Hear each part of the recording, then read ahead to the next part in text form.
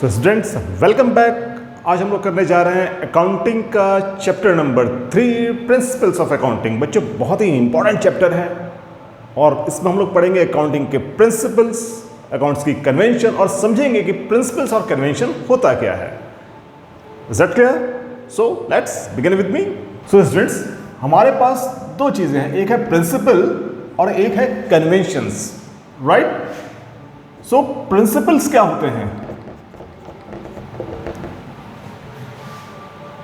Principles कहते हैं ना कि लाइफ की भी कुछ प्रिंसिपल्स होने चाहिए। अगर हम कुछ काम कर रहे हैं तो उसके भी कुछ प्रिंसिपल्स होने चाहिए। Then what are the principles? Basically principles होते हैं कुछ general guidelines and logics.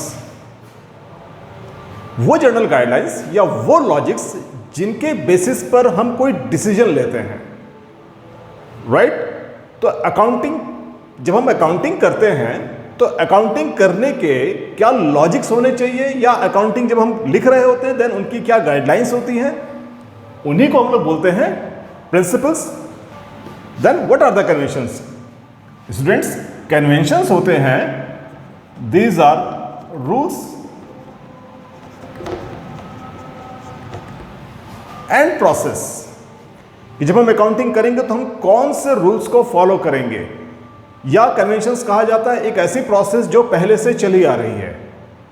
Is that clear? तो हमारे पास कुछ प्रिंसिपल्स भी हैं, हमारे पास कुछ कन्वेंशंस भी हैं। By the way, ICAI, it means institute of chartered accountant of India, ये कहता है कि principles and conventions and concepts, these are almost similar terms, और ये नीड या सिचुएशन के हिसाब से हम इनको इंटरचेंज कर सकते हैं। तो अलग अलग बुक्स में प्रिंसिपल्स और कन्वेंशंस में थोड़ा सा डिफरेंसेस है, सो डोंट कंफ्यूज, राइट? तो स्टूडेंट्स, हम लोग स्टार्ट करते हैं प्रिंसिपल से। And let us take our first principle, business entity principle. And what is the meaning of entity? Entity means होता है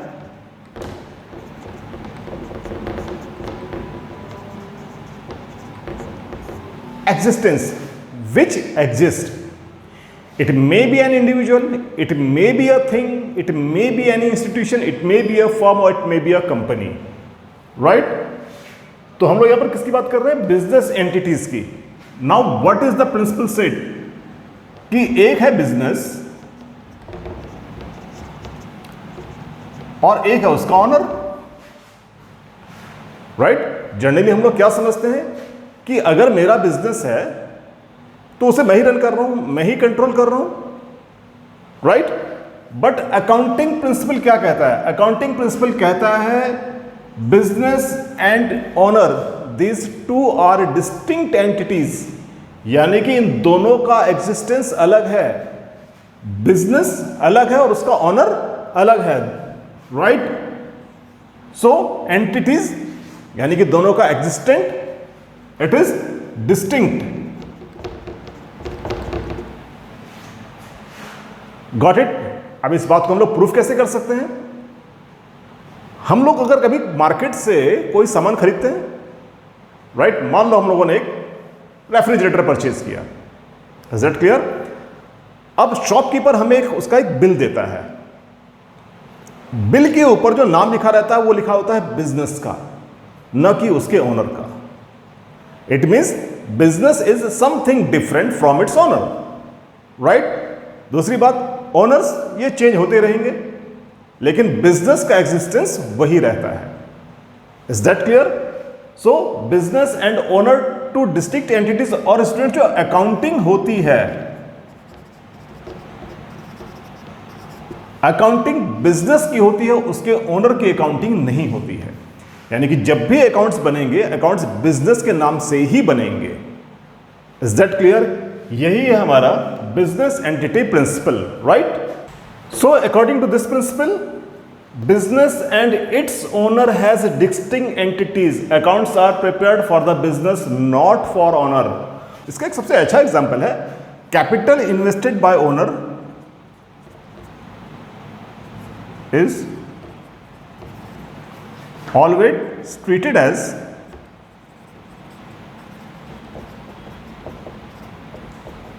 liability for,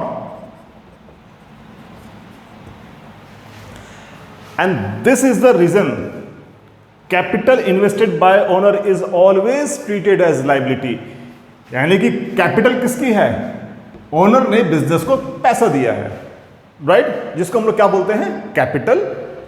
वो कैपिटल जब भी बिजनेस बंद होगा वो कैपिटल किसके पास वापस जाएगी? ओनर के पास।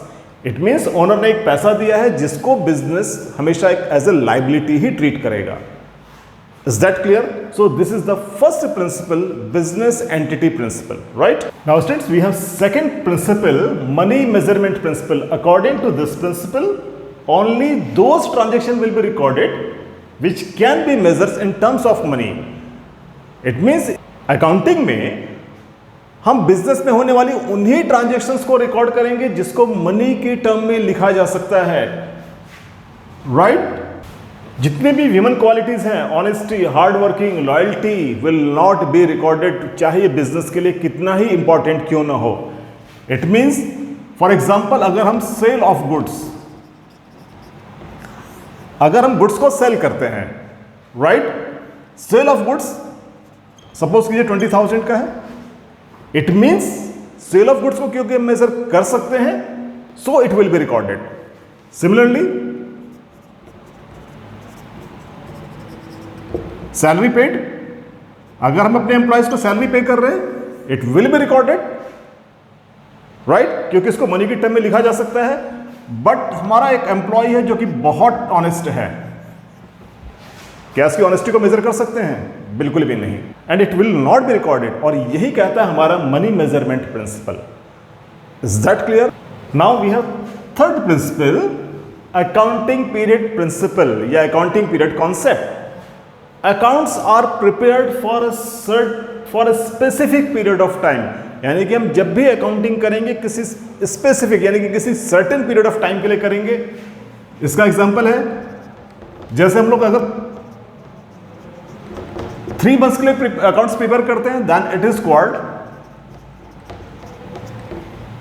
Quarter, right. 6 मंथ्स के टाइम पीरियड को हम लोग क्या बोलते हैं?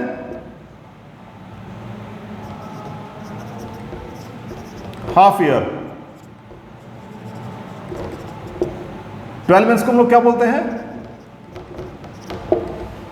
एनुअली और per annum. Is that clear? और बच्चों यहीं पर एक टर्म है, एक होता है हमारे पास अकाउंटिंग ईयर और एक आप लोगों ने सुना होगा फाइनेंशियल ईयर। अकाउंटिंग ईयर किसको बोलते हैं? एनी 12। बच्चों एक होता है अकाउंटिंग ईयर एनी 12 कंटिन्यू यानी कि कंसेक्यूटिव मंथ्स, 12 लगातार महीने। आप ऐसा नहीं कर सकते कि आप जनवरी में अकाउंटिंग स्टार्ट कर रहे हैं, देन आपने जून में उसको ड्रॉप किया, देन आप सितंबर से स्टार्ट कर रहे हैं। अकाउंटिंग ईयर का मंथ होता है, accounting year means any 12 continue months, right. But financial year क्या होता है? It starts from 1 April to 31 March of next year, right. This is called financial year और इसको banks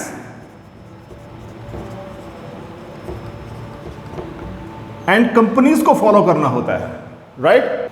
now we have fourth principal,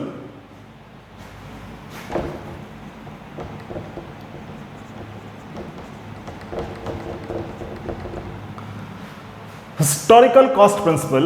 all the assets, बच्चों याद रखना ये principal specially assets के लिए ही है। और हम लोग प्रीवियस क्लास में हम लोग पढ़ चुके हैं कि there are assets are different from the goods, so all the assets will be recorded at its cost or purchase price, not at the market value। तो जब भी हम अपनी assets को रिकॉर्ड करेंगे, got it, तो उसको उसकी कॉस्ट प्राइस पर रिकॉर्ड किया जाता है, ना कि उसकी आज की डेट की जो मार्केट वैल्यू होगी।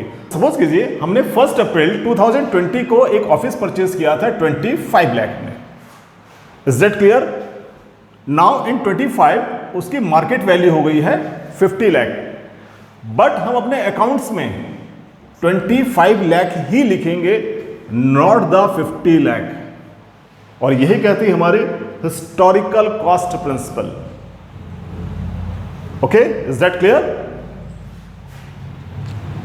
सो students, now we are taking a very very important principle of accounting. ये वो प्रिंसिपल है जिस पर हमारा पूरा का पूरा अकाउंटिंग सिस्टम बेस्ड होता है, राइट? और ये प्रिंसिपल है dual aspect principle. The principle states that every transaction has two aspects. One is known as debit and another is known as credit. हम लोगों ने अकाउंट्स में डेबिट और क्रेडिट वर्ड सुना होगा। बेसिकली वो इसी प्रिंसिपल पर बेस्ड है, राइट? तो ये प्रिंसिपल क्या कहता है? ये प्रिंसिपल कहता है कि अगर बिजनेस में कोई भी ट्रांजैक्शन होगी, और हम लोगों ने पढ़ा है कि ट्रांजैक्शन का मतलब क्या होता है? एक्सचेंज, यानी कि आना जाना। सपोज कीजिए अगर किसी बिजनेस में मशीनरी परचेज करते हैं, देन मशीनरी आएगी और इसके रिस्पेक्ट में कैश हमारे पास से जाएगा। Is that clear? Similarly sale of goods, अगर हम गुड्स सेल करेंगे तो गुड्स हमारे पास से जाएगा और कैश हमारे पास आएगा। Is that clear? It means every transaction has two aspects. Is that clear? तो इन सारे आइटम्स को we will write in terms of debit, जिसे शॉर्ट में बोलते हैं DR, और in terms of credit, यानी कि सभी ट्रांजैक्शन को अकाउंट्स में डेबिट और क्रेडिट के टर्म्स में लिखा होता है। यही कहता है ये ड्यूअल एस्पेक्ट प्रिंसिपल, राइट? हमने पढ़ा था कि बिजनेस स्टार्ट करने के लिए चाहिए होता है हमें कैपिटल। ओनर अपनी कैपिटल देता है बिजनेस को, किस फॉर्म में? कैश के फॉर्म में। और हम ये भी जानते हैं कि कैश क्या है? हमारी एसेट, और कैपिटल क्या है? Due to separate entity concept, capital क्या है? It is a liability, right? So इससे हम, तो जितना बिजनेस में कैश आया एज एन कैपिटल, उतनी ही बिजनेस के पास एसेट्स थी और उतनी ही क्या थी? लाइबिलिटी। सो इससे एक रिलेशन डेवलप होता है जिसको हम लोग बोलते हैं asset is equal to capital plus liability, right? और इसी को हम लोग बोलते हैं, दिस इज कॉल्ड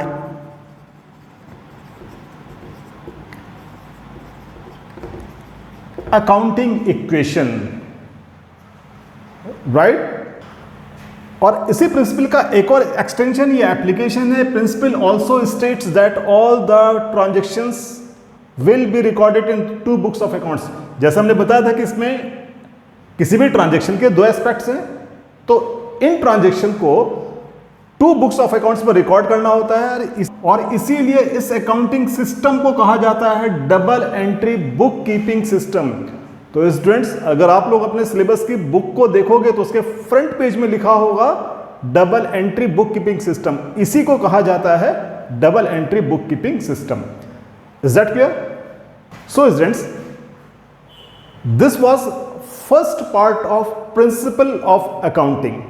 इसके अलावा कुछ और भी प्रिंसिपल्स हैं जिनको हम लोग डिस्कस करेंगे अपने नेक्स्ट वीडियो में, राइट?